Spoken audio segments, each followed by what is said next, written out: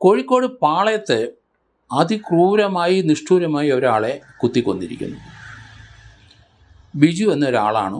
കോഴിക്കോട് പാളയത്ത് ആ മാർക്കറ്റിന് അവിടെ തന്നെയാണ് ഇയാൾ താമസിക്കുന്നത്. ഇയാളുടെ വീടിൻ്റെ പിന്നിൽ കുറേ വിജനമായ സ്ഥലമുണ്ട്. അവിടെ മദ്യപാനികളുടെ കേന്ദ്രമാണ്.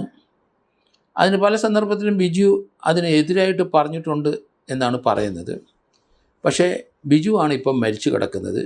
എന്ത് സംഭവിച്ചു എന്നുള്ള കാര്യത്തിൽ യാതൊരു കൃത്യതയുമില്ല. ഏതായാലും പോസ്റ്റ്മോർട്ടം ചെയ്തു കഴിഞ്ഞപ്പോഴാണ് അതിക്രൂരമായ ഒരു കൊലപാതകമായിരുന്നു എന്ന് പറയുന്നു. ബിജുവിനോട് ചില ആൾക്കാർക്കൊക്കെ വൈരാഗ്യമുണ്ട്. ഇയാൾ ആ പാളയം മാർക്കറ്റിൽ തന്നെയുള്ള ആളാണ്. അയാളുടെ വീടും അവിടെയാണ്. വീടിൻ്റെ പിന്നിലാണ് ഇപ്പം കിടക്കുന്നതായിട്ട് പറയുന്നത്. ഏതായാലും കഴുത്തിൽ മാത്രം ഏകദേശം 18ഓളം കുത്തുകളുണ്ട്. പോസ്റ്റ്മോർട്ടത്തിൽ ശരീരം ആസകലം 45ഓളം കുത്തുകളുണ്ട്. അത് വീട്ടിലെ കർക്കത്തി കൊണ്ടുള്ള കുത്താണ് എന്നും പറയുന്നു. പക്ഷെ ഇതിൻ്റെ പിന്നിൽ ആരാണ് എന്താണ് സംഭവിച്ചതെന്നൊന്നും ഇതുവരെ വ്യക്തതയില്ല. ഏതായാലും പോസ്റ്റ്മോർട്ടം കഴിഞ്ഞപ്പോൾ അതിക്രൂരമായ ഭീകരമായ ഒരു കൊലപാതകമായിരുന്നു ഇത് എന്നിപ്പം മനസ്സിലായത്. അവിടുത്തെ city police commissioner Shoukath Ali ഉൾപ്പെടെയുള്ളവർ ആ സ്പോട്ടിൽ വന്ന് അവരെല്ലാം പരിശോധന കഴിഞ്ഞിട്ടുണ്ട്.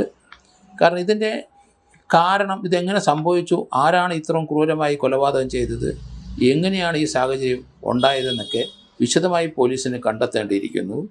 ഏതായാലും ഇത് വലിയ വാർത്തയായിരുന്നു. കാരണം ഒരു മനുഷ്യനെ ഇങ്ങനെ 1-2 കുത്തിൽ അയാൾ ചാകുന്നെങ്കിൽ പിന്നെ കുത്തുന്നത് എന്തിന് എന്നുള്ള പ്രശ്നമാണ്. കാരണം 18 കുത്തുക കഴുത്തിൽ മാത്രം, ചുറ്റുവട്ടത്ത് മാത്രം, ശരീരത്തിൽ പല ഭാഗത്തും 45 കുത്ത്. അങ്ങനെ ആ ഒരു കണ്ടീഷനിൽ ഇയാളെ എങ്ങനെ എത്തി, അല്ലെങ്കിൽ ഇയാൾക്ക് എന്ത് പറ്റി, ഇത് ഡിഫെൻഡ് ചെയ്തോ അല്ലെങ്കിൽ ഇയാൾ ഉറങ്ങിക്കിടക്കുന്ന സമയത്താണോ, അതൊന്നും നമുക്കറിയില്ല. എങ്ങനെയാണ് ഇയാളെ ഇത്തരം ക്രൂരമായി കൊല ചെയ്തത്, അതിന് കാരണക്കാരാര് എന്നുള്ളതൊക്കെ പോലീസിൽ ഇനി അന്വേഷണത്തിൽ കണ്ടെത്താൻ കഴിയുള്ളൂ. പക്ഷേ ഈ വാർത്തയ്ക്കുള്ള പ്രാധാന്യം ഒരു വീട്ടിലെ കർക്കത്തി കൊണ്ട് തന്നെയാണ് ഈ 45 കുത്തും കുത്തിയിരിക്കുന്നത് എന്നാണ്.